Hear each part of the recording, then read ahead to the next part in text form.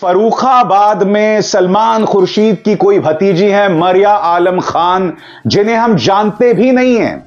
मरिया आलम खान ने वोट जिहाद का जिक्र कर दिया। मरिया आलम खान जो कोई स्टार कैंपेनर भी नहीं है, मगर फर्रुखाबाद में वो कैंपेनिंग कर रही थी, उन्होंने वोट जिहाद शब्द का इस्तेमाल किया। प्रधानमंत्री ने बस उसे पकड़ लिया और उसके सहारे उनके विवादास्पद बोल सामने आए। सुनिए।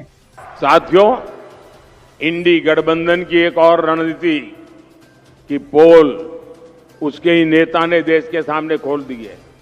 अब इंडी गठबंधन ने मुसलमानों से वोट जिहाद करने को कहा है। अब बताइए, हमने लव जिहाद सुना था, लैंड जिहाद सुना था और वोट जिहाद, और वो भी पढ़े लिखे मुसलमान के परिवार से बात आई है।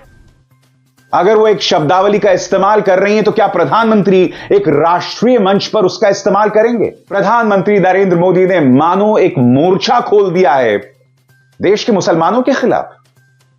अब मैं उनका आपको एक और बयान सुनाता हूं। इस बयान में उनके मन में जो भावना है उसे देखिए।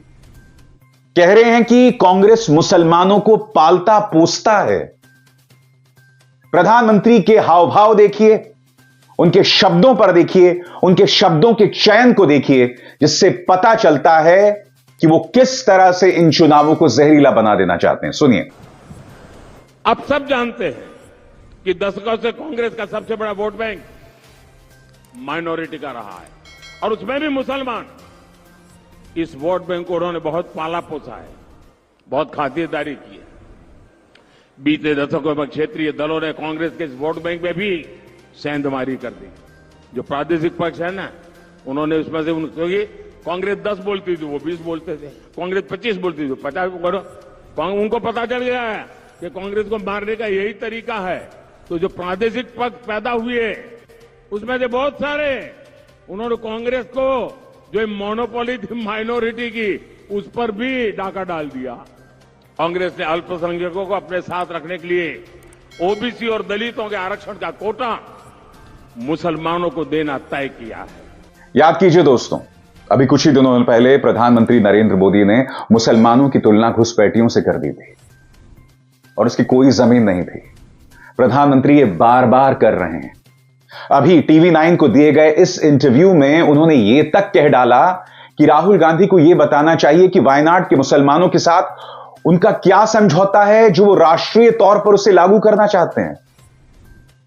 प्रधानमंत्री अफवाहबाजी कर रहे हैं, प्रधानमंत्री झूठ बोल रहे हैं। झूठ बोलो, बार बार झूठ बोलो, जो भी बोल सकते हैं सब झूठ बोलो, जहां भी बोल सकते हैं झूठ बोलो, जितनी बार बोल सकते हैं झूठ बोलो, किसी भी विषय पर बोलो तो सिर्फ और सिर्फ झूठ बोलो। एक ही काम, झूठ बोलो, झूठ बोलो, झूठ बोलो, बार बार बोलो, बार बार बोलो, बार बार बोलो, हर जगह पे बोलो और जोर जोर से बोलो।